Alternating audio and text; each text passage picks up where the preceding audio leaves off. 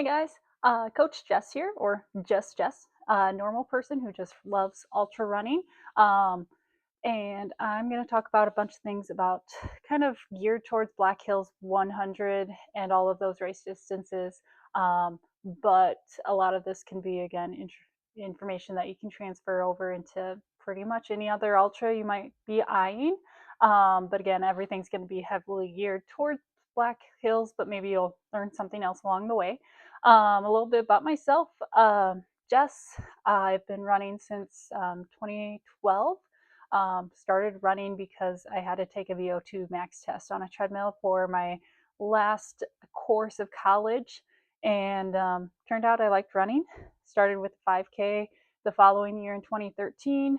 2014, I ran a 10K. 2015, a half marathon. 2016, I ran my first and second marathon. And then 2 weeks after my second marathon, I ran my first trail race ever at Newton Hills, which is now called the Glacier Hills Ultra. Um, and then in 2017, more marathons, a triathlon, 30K at Newton Hills, and then 2018 was my entry into the ultra world, running my first ever ultra, the Black Hills 50K. And then 2019, I ran my first ever 50, also at Black Hills. Um, also did my first half Ironman distance triathlon. Actually, I did my first half Ironman distance, I think, in 2018. Did another one in 2019. 2020 was supposed to be my first 100. I DNF'd 2 FKT attempts of Mickelson that year. And then 2021, finally got it in my first 100 again at the Black Hills 100 trail race. So then 22, I DNF'd Bighorn 100. And then the week after that, I went back, stayed in the Black Hills, and then ended up volunteering with Packet Put Together, Packet Pickup, and then I crewed my friend Jeff during the 100. Actually got voluntold to help out at the first aid station, thanks to Brian. So I also volunteered that first aid station, crewed Jeff all day Friday into the night, into the early morning. Got him through the final aid station, got back to Sturgis, hopped on a bus, rode that bus out to Elk Creek, and then ran the 30K to do all 4 distances and collect this lovely lady whose name is Sally, because you get a black skull if you complete all 4 distances at the Black Hills 100 races.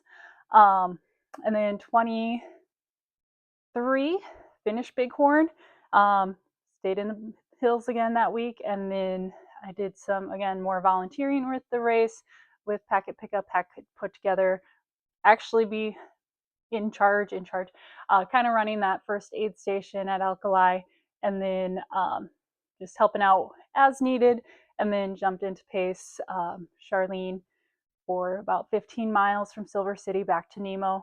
My favorite section of trail and least favorite section of trail put together there, and then jumped in and changed one of Brian's socks and shoes while Chris had his other foot. And cheered friends on at the finish and got soaked in the process. Then we had 24, did again some more volunteering, and I ran the FKT. I Mickelson FKT. Finally got that off my chest that year, but then did more volunteering at Black Hills, and then was able to crew and pace my friend Andy. Also paced Wyatt for a small section on my favorite section of trail, Silver City back to Pilot Knob. And then last year, I attempted the 100 again, DNF'd. Probably the second hottest year, up there with the hottest if you include the humidity we faced that year. I've had heat stroke once and a couple run-ins with heat exhaustion, so heat exhaustion was already setting in on me. I made it 75 miles though, and I don't think I could have really done much different or better than what I had done that year. So I'm okay with it. It was a nice day. Couple days, well, 24 hours. I lasted 24 hours in the woods until it got hot. So anyway, that's a little bit of my background. I also have a degree in exercise science. I'm a certified personal trainer. I've been in the fitness industry for over a decade. Most of the clientele I work with are going to be in that aging population, and then as well as those managing chronic conditions. I've also worked with younger athletes, and then just your general population too. And then I am a certified running coach through RRCA. So I do a little bit of coaching on this side. Anyway, enough about me. Into the Black Hills races and gear. We're just going to start off with hydration vests because they're right next to me, all loaded up here. I have a number of them. Again, I've been doing ultra since 2018, so I've been at this for 8, if math is right, 8-ish years. And you find things you like, find things you don't like, trial and error. Let me help you out if you've got on some things. Anyway, starting out, this is a Camelback vest. I actually just put it on for the first time in who knows how many years. It still fits. I just kind of bought this on a whim, not knowing what I was doing. And it mostly fit right, which I got lucky on because I don't know if I maybe tried it on, but maybe not. Anywho, it's got 2 of these little clippers in front, and then you can tighten it here. You can tighten it on the sides. This one, I know I tried to put water in here at one time for bottles. No, it is pretty much only meant for carrying water in the back with a hydration bladder and hose. But what I did get right when I bought it, it has these pockets in the front. That's something you want. One, easy access to all your snacky snacks. That's the most important thing. You want to be able to access your snacks right in front of you. And then there's a zipper pocket up here. I know I was able to keep my phone in here, all of that. I wore it for my first 50K at the Black Hills, wore it for my first 50 mile at the Black Hills as well. I did, again, 2 other 50Ks, I think, in that timeline. So it worked well. I also wore it for, I think, both of my treks, first attempts on the Mickelson. So I made 50 miles and 60 something miles on the Mickelson. So it worked. 2 things about it though, when I did put it on, this kind of cut underneath into my rib cage. I remember running the 50K. I came into Nemo, was about to leave, and Annie saw me and she's like, hey, you're chafing here. So we took care of some issue because I was in my sports bra, because guess what? It was hot. It was the hottest year ever during that 50 mile 2019. Anyway, so watch for chafage, and where this hits you in your rib cage is something to look at. But again, always look for pockets in the front. Extra storage in the back is nice. I know I took it on a trek. I did about 25 miles in the Bighorns, just hiking, some running, more fast packing type style, an all-day event trying to get to Cloud Peak and back, and I threw lots of snacks and then emergency gear just in case in here, and it carried the boat. It did a lot. But again, had to just branch out and try other things, and I haven't really worn it since I've gotten other vests. But Camelback, you can get Camelbacks, try them on at Scheels. I think you find the Camelbacks in their hiking section, which is upstairs at Scheels, in that camping section upstairs. My second vest I had ever is this Nathan. I can't tell you much about it. It's a Vapor How 12 liter. That's what it says on it. I wore this for the Black Hills 100, and I think not much else. But anyway, I was able to put a 2-liter bladder in the back, and then I had 1 bottle up front here with a straw so that I could get my electrolyte drink there, water in the back. I say with this Camelback, I only ever did water when I was doing those shorter things. Learning electrolyte, carb drinks, all of that, part of running. Anyway, yeah, 2-liter bladder up front, 16, 20-ounce bottle up front here, has that same lock mechanism. This one is a women's specific vest. I actually lent it to a friend a couple months ago because he took some kids out for a big run, and none of the kids could fit into it. So it's a women's cut, which is fine and dandy. So again, I didn't have too much of an issue with it digging in under my rib cage because of that, which is nice. Has a couple pockets, not the most user-friendly pockets. I know I didn't run Black Hills 100 with my phone on me at all because, again, limited storage in the back once you put that bladder in there, and then yeah, limited storage up front, especially if you're using this for a bottle, limits the rest of your space. But it worked. It got me through my first 100. After that 100, I started investing in Salomon. I don't even know what number this is. Oh, it says it down there. It's an Active Skin. This is their Active Skin 8, I assume because it says 8. First ever Salomon purchase. It is, I'm still using that, even though it is showing, this is one of the bottle areas. Got a big hole in there. But it still held a bottle the other night, so it still works. Mostly it's my emotional support vest now, so I can just carry my phone when I run. But anyway, this one, I have never tried to put a bladder in the back. You might be able to finagle that, but you've got these zip cord type ties, zigzag. You can adjust with this little guy. The string broke on me like a week before one of my attempts at Bighorn. So had to buy a replacement string from Salomon. It came in, so I self-adjusted that, probably not correctly, but hey, it works. It keeps it up. Survived Bighorn. This one, I liked it, had a phone for my pocket, and then lots of snacks in here, and then 2 bottles up front is how I did pretty much all my races.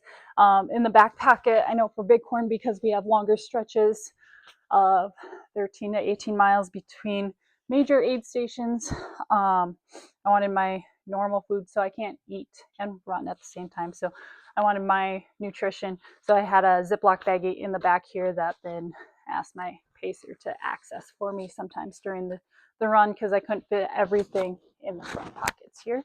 But if you're not going for 6 hours at a go, if you have or you pull things out during an aid station, whatnot, this one works great. It's their Active Skin is lighter in the mesh, and the back a lot more breathable, I think, than their Advanced Skin. So Active Skin I would highly recommend if you're not going on for forever and don't need to carry everything on you.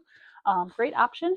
Then next up we jump into their Salomon Advanced Skin.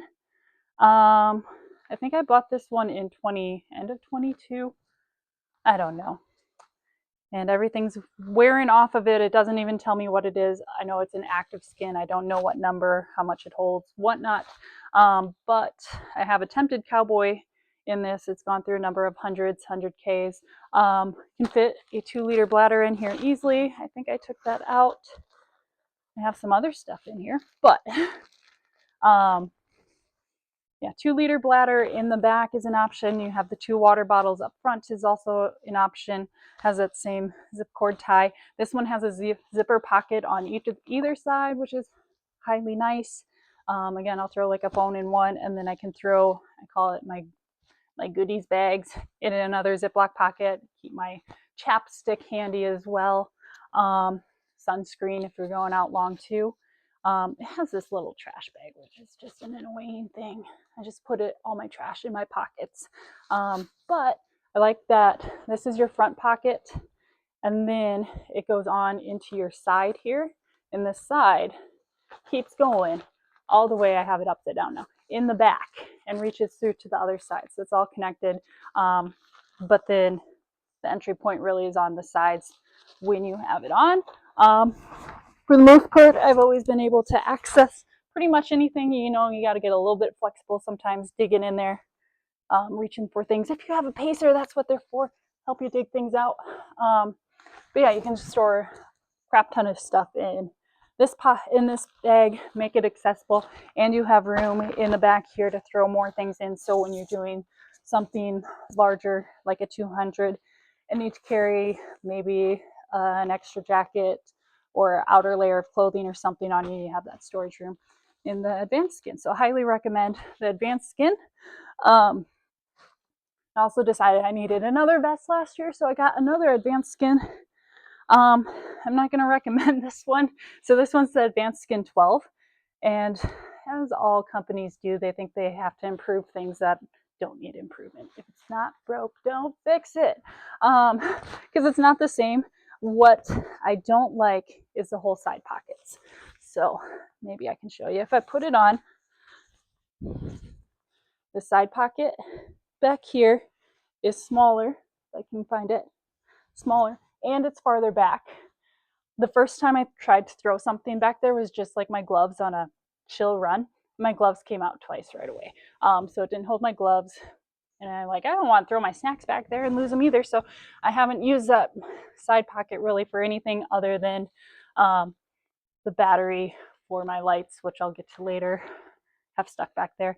But it does have a bit more room. Again, in the back, after you put a bladder in there, you have this storage room for, again, jackets, pants, whatnot, if you need that.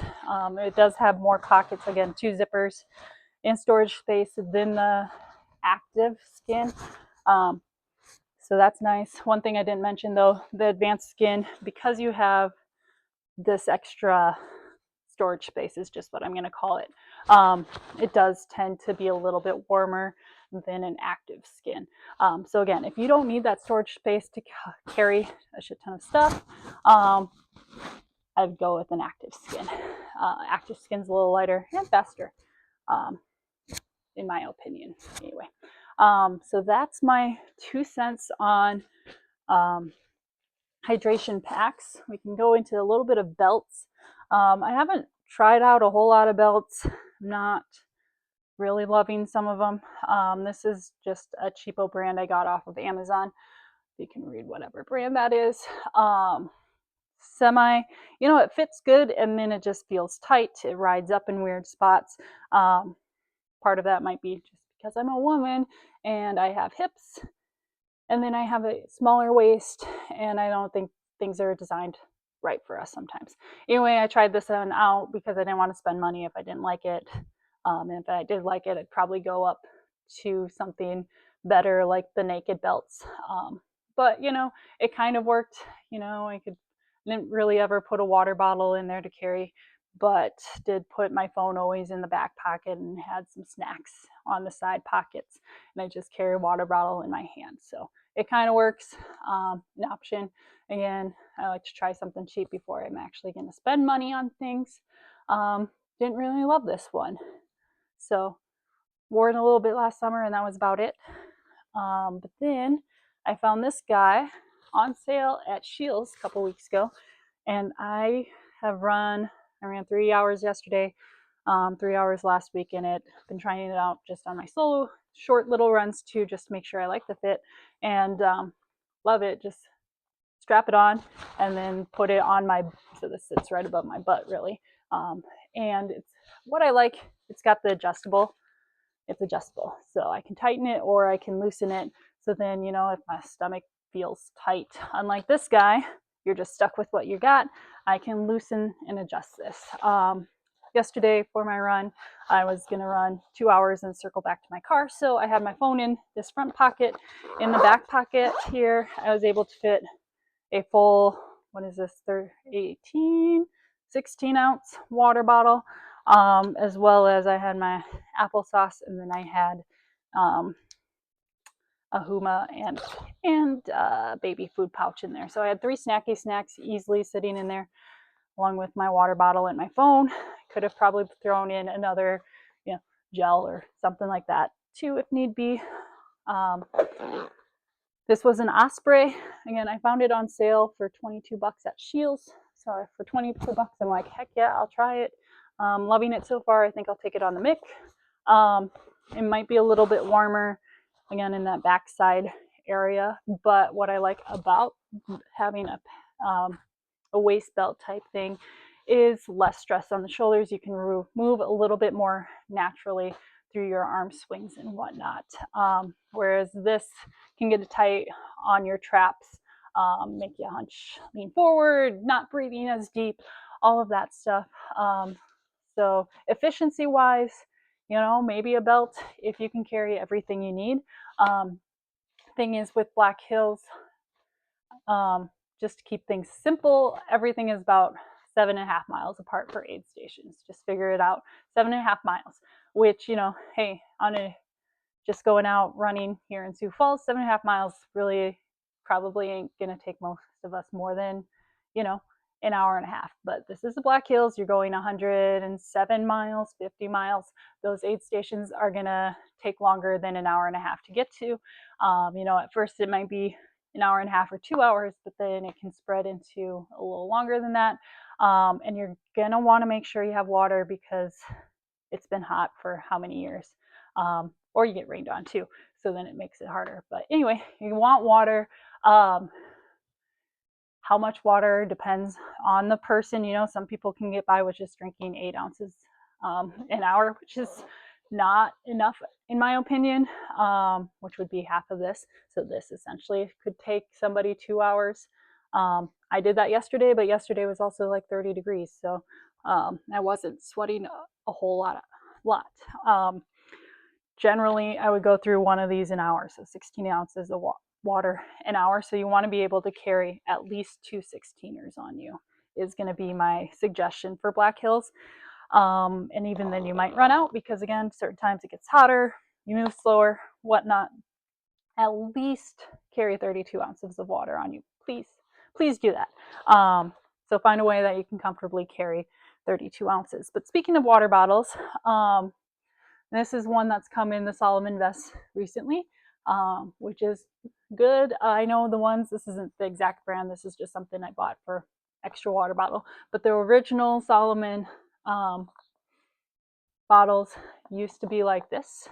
If you can see the difference, the biggest difference is the opening. You'll see this is pretty tiny here. If you're going to use any sort of like electrolyte, Tailwind, whatnot, that you're mixing yourself as you're going, very hard to get everything into something tiny like that versus a larger mouth bottle like this one. And just a little side-by-side comparison for you. Small, large. Salomon's gotten better, large. So if you're looking for something, again, a little cheaper than it on Amazon or something, make sure you find something large mouth. With that, 2 brands that have been okay. This is a Hydro Pack brand. One option with this one is their top here, which I don't have my mouthpiece on because that was getting cleaned, I guess. Has this flip top, so you don't even have to unscrew it, because sometimes screwing things on is really hard for me. And something I struggle with. So this flip top, and it keeps it a wide mouth. Yeah, you can just pour your electrolytes, drink whatever you got in there, add your water, shut it. That's the hard part, snapping it, and then you can shake it up, make your little drink that way. So that's an option, Hydro Pack, if you want to look into that. Another one I've recommended, this guy is by Death March Running Company. Just check them out. I think it's like Death March. Just Google Death March Running Company. You'll find them come up. What I like about this, it's 600 milliliters, or again, over 20 ounces. So you get more, if I fill it up. So you get more capacity out of this guy than this guy. This still fits perfectly in your Salomon pack. If you want to go into the Salomon pack, he would be a little tight fit in here, but I mean, I found that running with my mouthpiece out isn't terrible. I don't think it's not going to kill me. So again, options. Another thing, handhelds. I really don't have handhelds. You want dirt bike route, just take a buff, any old buff. You can give them 10, 15 bucks. This one's Rocksteady Running. Shout out to Rocksteady. I'm just going to make this simple. Crisscross. So put it around your wrist, twist it, put it around your wrist. So you have one part on your hand, other part on your wrist, crisscross in the back. You can slide that bottle in between the hand part, and all of a sudden, boom, you have a handheld. You don't have to hold on to it and let your hand rest a little bit, just a light grip instead of just a death grip on that thing. And then you can still wipe your nose with the buff part. So cheap handheld option. Otherwise, handhelds have like a zipper on them, generally on the part that's on the back of your hand, so you can put like a gel or a car key in there. Not much carrying capacity, so there's really no point, in my opinion, to have a specialized handheld when you can either just carry it with your hands or use a buff to hold on to it, because that's doing the exact same thing as a handheld. Again, you could look at handhelds. I know at Scheels they had a bunch of handhelds, I think in the Nathan brand, which I should go back to the packs. Scheels has some Salomon. I think they were the Active Skin, and then they had some Camelbacks, and those, I think the Camelbacks and the no, it was Nathan and the Salomon are in the men's running department of the store. I don't know why the women don't get packs, but anyway, you can check out Salomon in person and Nathan in person at Shields men's running department. You can try them on, see how they fit, see if that's something you like. And then the sizing isn't any difference between an advanced skin or an active skin. So you can check those out. They also at Shields had Osprey. They had men's and women's version of an Osprey pack, and that was pretty similar to the Nathan that I had.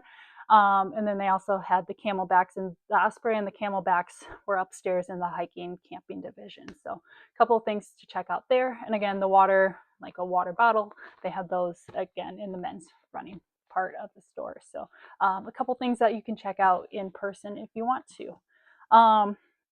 Going back to carrying, the one downfall if you're carrying a water bottle is if you intend to use poles. You really can't carry a water bottle and hold on to poles at the same time. Be very, very hard. So if you're gonna go the pole route, I'm gonna suggest packs. And again, poles, optional. I'm gonna say most people end up using poles at Black Hills.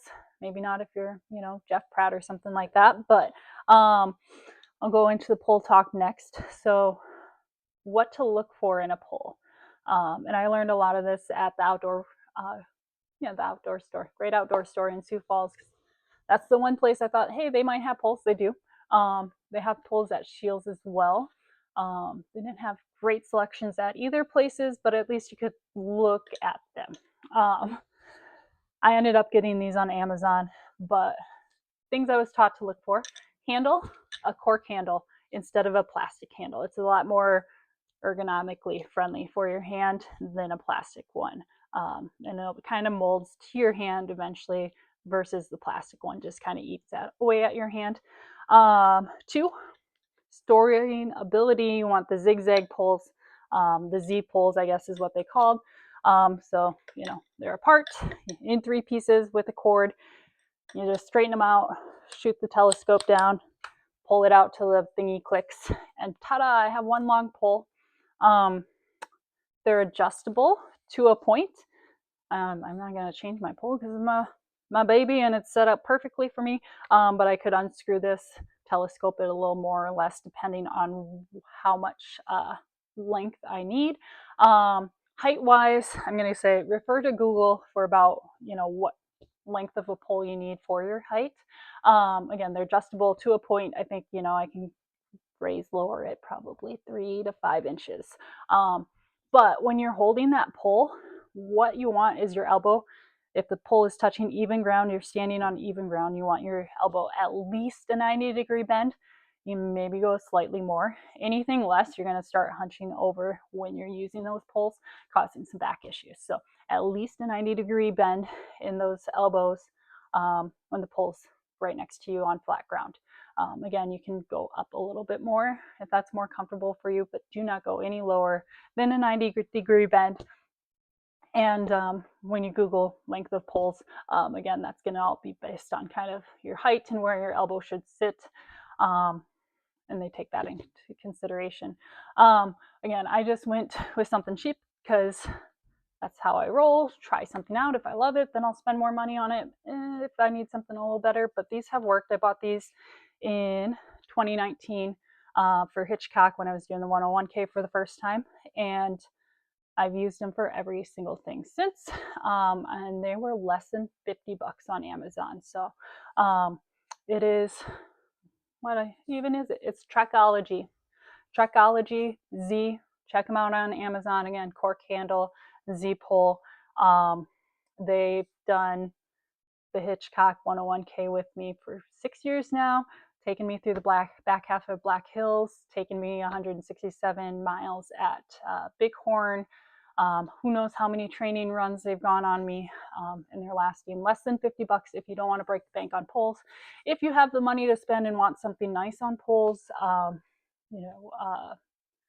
going to forget the names of them. There's Black Diamond.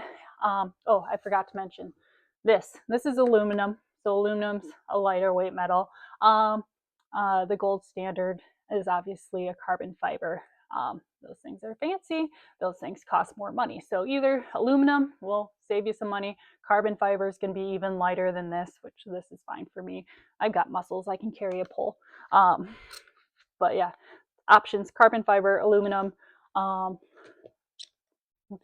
Just going to blank on the name of poles that everybody, Lecky, those are not cheap poles, but they have great customer service from what I understand if you break a pole or whatnot. Those ones also have a glove apparatus that you put on your hand, and then you snap your hands into the pole at the top of the pole here, essentially, so you're connected, and then that way the pole kind of freely swings in and out of your hand. It does have a cork handle. They're Z poles. Again, if you're going to carry, I don't have any carrying apparatus on my things, but a lot of people will get a quiver. You look at Salomon for a quiver, and you can stash your poles in the back and then be all like Robin Hood and take them out, and you shoom, and you've got poles and you're ready to go. Look kind of cool like that. If you want to, carry your poles, throw them in your back, run the runnable parts, take these out for the climbs, that's an option. For me, once I take my poles out, they are a part of me, so there's no point of really carrying my poles on my back, because once I take them out, they're part of me. My opinion, what I've done for Black Hills is go the first half all the way to Silver City without poles, grab my poles on the way back, because that climb out of Silver City sucks. I've had intentions of just dropping my poles when I hit Pilot Knob and picking them up after Nemo again, but like I said, once I grab my poles, they're just part of me. Advantage of a pole, well, one, help you on those climbs, keep you upright, help you breathing. Two, I can say I ran Black Hills 100 without falling once. That was the only race I've ever ran at Black Hills without falling. And it was because these guys kept me upright the whole second half.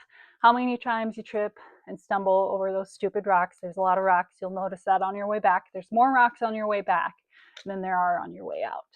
I don't know how, but that's how it is. So again, options, if you're looking for poles, you can take notes on that. While I've got stuff out, move stuff around, talk a little bit about nutrition. Again, so much of this is what works best for you. Find what works best for you. That means you have to practice. So use everything in practice. Try things out on your long runs. Love it or hate it. See if it works. Obviously, if you're going to do gels, that's going to cost so much money if you're practicing with gels all the time. So I find other things I can supplement that are kind of gel-like. Again, I can't chew and run. But so I find slurpable types of food. And then I find ones that aren't going to break the bank, so I can use them in training runs. And then they'll work their way once in a while for, just to change up my flavor during my races. So cheaper options. This one is a baby food.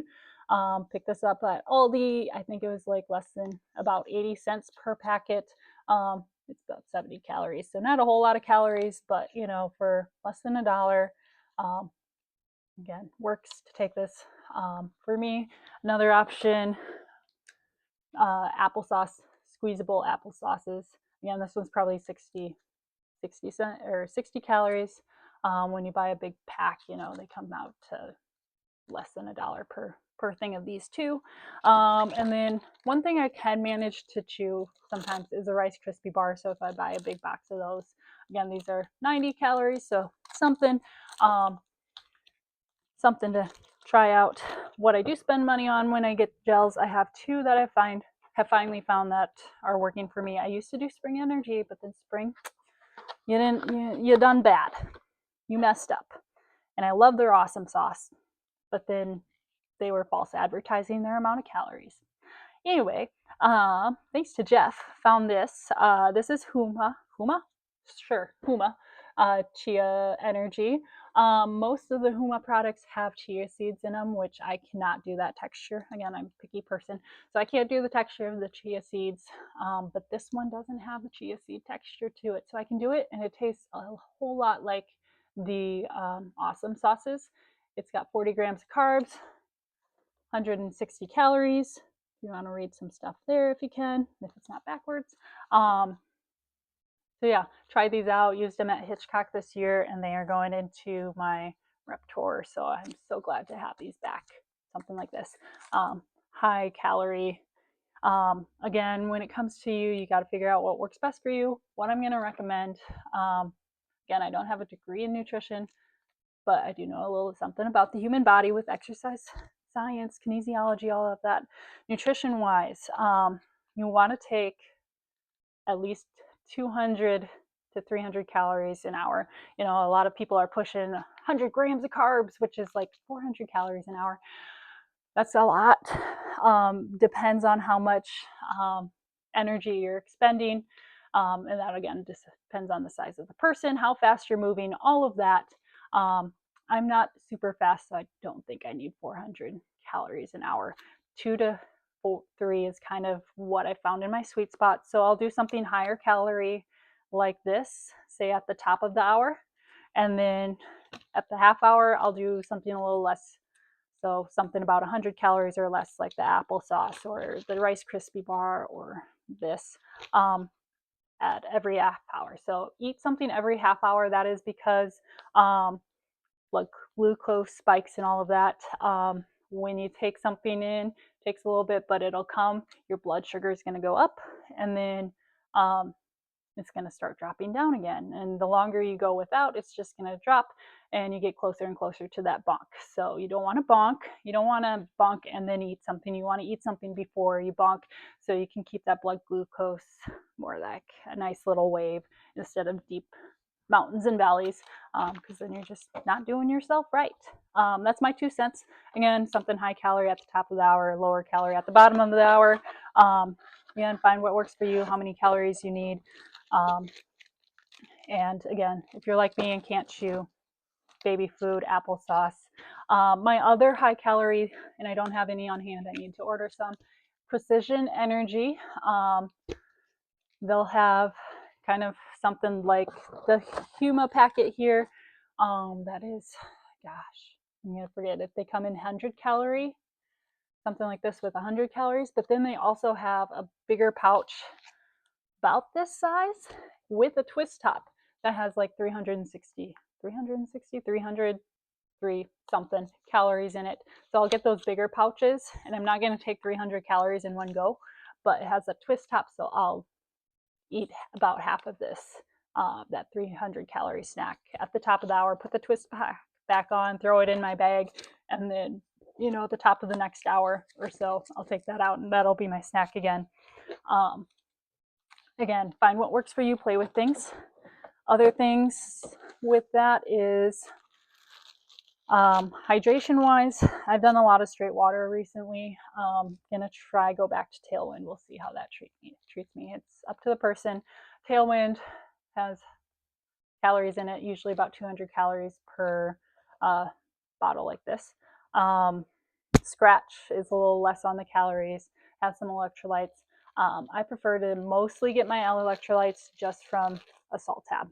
I don't have the nice fancy tablet because these are just what goes in my pack is a Ziploc bag with salt tabs. But they are Salt Stick Fast Chews, and it's a chewable tablet. Looks like this, chewable tablet.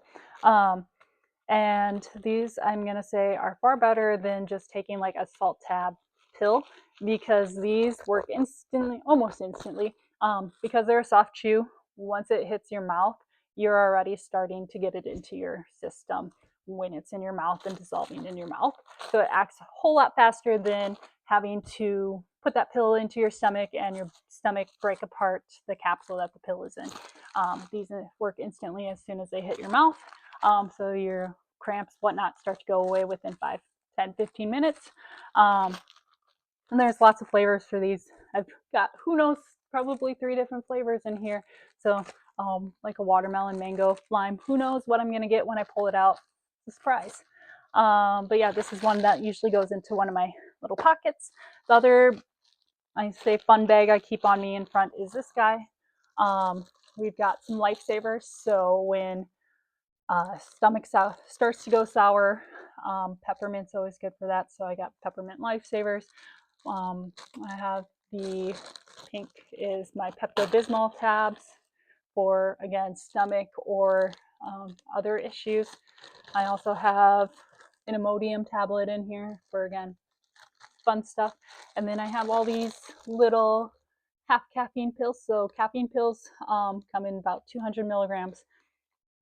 Found out the hard way that that's a bit too much all at once for me. So I cut, thanks to Jeff, cut those 200 milligram tabs in half.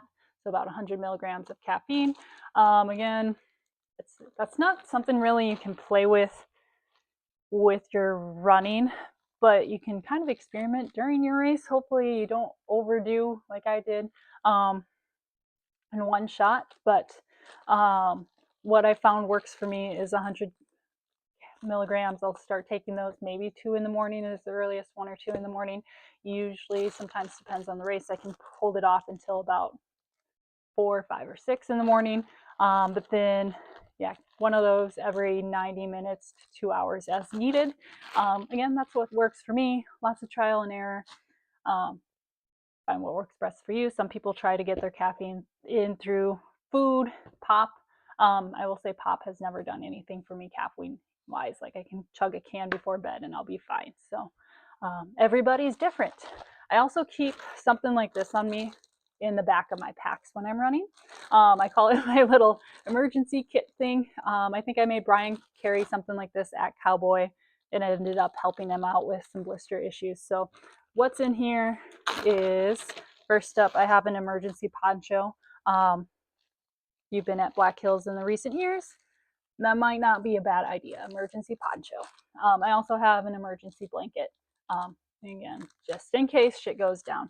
I think you could get by with just the poncho for Black Hills and not the blanket, but that's just me. I also always have extra wipes just in case, you know, you gotta go to the bathroom. That's there. And then I'm legally blind, so I carry extra contacts because I would be screwed if I lose a contact. So I've got extra contacts in here. I also have my extra backup batteries for lights. And then we have what I call my blister kit. I have a hair tie in here too because hair, can't have that in the face. But anyway, my blister kit that I always keep in there, I have K-tape for keeping a Compeed blister pad. So I'm going to recommend these guys. These are nice. They've worked great for me. How many years I've been using them. Anyway, I haven't opened this one yet. Open it before I use it. Open it up. You've got 3 different sizes of these Compeed blister pads. This is a big one, so I'll put something like this on the ball of my foot usually, or I've, knock on wood, haven't had any heel issues, but if you got a bigger one, these big guys work great. Then we have, I'm going to call it their medium size. This might work on like a big toe or another toe. And then these are the little ones I use for my pinky toes that are disformed. So 3 different sizes that you have in there. Again, I'll stick that on, and they're not going to really stick on by themselves that great. So that's why we have the K-tape to keep this adhered. Once you put these on, and especially if your blister pops, do not take these off until they're ready to fall off in the shower, because it's just going to peel off all that skin with your blister. Just a pro tip. I haven't done that, but because I'm smarter than that. But those are options for blisters. We can go over more foot care maybe another time. Last little thing I'm going to talk about today is lights. You've got headlights, you've got waist lamps. Again, it's all what you prefer. I like this headlamp the best out of all my headlamps. It's a Silva. I don't know much else other than Jeff got it for me, so talk to Jeff. Anyway, Silva adjusts up and down here. It has a battery pack that you can attach to it, and then that's the one thing I don't enjoy, is having this extra weight on my head. And this is a rechargeable battery that it's got here. But if I don't want it on my head, and if I'm planning on being out there a long time with this headlamp, what you can do, instead of carrying things on your head, you can unvelcro it from the back of the headlamp. And, oh, I got the other part right here. It's got an extension cord.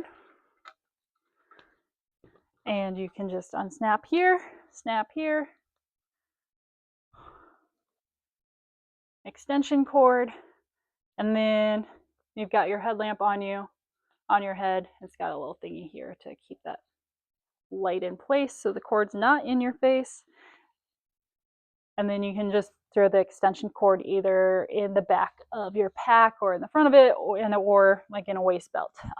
And then you don't have the extra weight on your head. And then again, if you're going to change out, so I've got the battery pack here, and then this is a AAA that goes with it too. So I can snatch out my battery pack for the AAA extension instead of changing headlamps or changing batteries in the middle of a race. Options like that. So that's why I like my Silva, probably the best out of all of them. You also have waist lamp options. This one's a rechargeable Ultra Spire, I do believe. I can't get by with just a waist lamp because I tend to bounce a little bit too much in my stomach region for them to hold a steady stream of light. And I'm also legally blind, so my depth perception in the dark is terrible. So I like to do a headlamp and this, so I can have this pointed down towards my feet, this one pointed ahead to show everything. Again, you got to find what works best for you. So yeah, I'll do a Ultra Spire combination with my headlamp. Some people have a Kogalla. I don't have a Kogalla. My friend Andy let me borrow hers at Hitchcock. It worked great until it didn't. But those things super bright, light up everything. Something I might look into eventually. They just cost a bit more money. The other thing is with the Kogalla, they come with magnetic strip, so you're supposed to wear kind of like a belt similar like this, or a naked belt, where you put the magnetic strip inside here, and then you have the light magnetized to it, and then your belly is lighting up the trail. Andy has configured, and I used it at Hitch, where you kind of finagle the light in your straps of your pack, and that worked great for me until the light died. But that was very highlighted. I'd recommend it. Again, you have to carry a battery pack though, so you got to make sure you got room in your vest or your belt for a battery pack, and you'll probably want to carry a spare battery pack on you, and or a headlamp yet in case that goes out. Anyway, that's just a quick, not so quick, little overview of some gear. I guess one other thing, because I have it out, chargers. Like if you want to charge things, or your crew is going to charge things up while you're going, your cars, if you've got a crew, car can charge things up a lot of time. Otherwise, I've just gotten cheap battery packs off of Amazon and haven't blown anything up yet or started a fire. So works great. One recommendation I would do though for yourself, if you have just your drop bags, or if you have lovely crew, make life easier on them, highlight or label your cords. So I just took duct tape for this one and labeled that my headphones, but my mom got me some little, I don't know what you call these, but little things to put on my cords, and I've labeled them like my watch charger or my headlamp charger. Which I had a question about watches, how to make your watch last. My watch died, this guy died with 1 mile to go at Bighorn, which was kind of sad. So the watch life was what, 34 hours and 20 minutes, 19 minutes, and then it died. And I think I'd be tough to get that much. I've had this watch for almost 4.5 years now. So the battery life is decreasing each time on it. Anyway, if I wanted to, again, I'd have this either on me or at an aid station, especially if I know I'm going to take more time because I'm changing socks, shoes, blister care or something. I would just charge my watch on this guy while I'm taking 5-10 minutes at the aid station. Hopefully most of your aid stations go faster than that. Then you're really not going to get time to charge your watch or anything, but that's an option. I have a Coros as well. I don't even know the brand of it, but again, so it does have a longer battery life. If you put it in ultra mode, you can get more life out of it. It just might not be as accurate on the distance of your watch, because it's only pinging every, say, 2 to 3 minutes, 5 minutes, versus when it's on you, it pings a lot more quickly to your GPS towers. I say as I pretend to know anything about GPS and how that works. But yeah, those are my 2 cents for today. Maybe you learned something that we didn't cover during our big talk. Maybe you didn't, but again, a lot of this can be transferred into other ultras. Again, most of it's for Black Hills, but yeah, that's what I've got. Hopefully we'll do a little bit more if I'm sure there's more to talk about. So, got more questions, send them my way. See ya.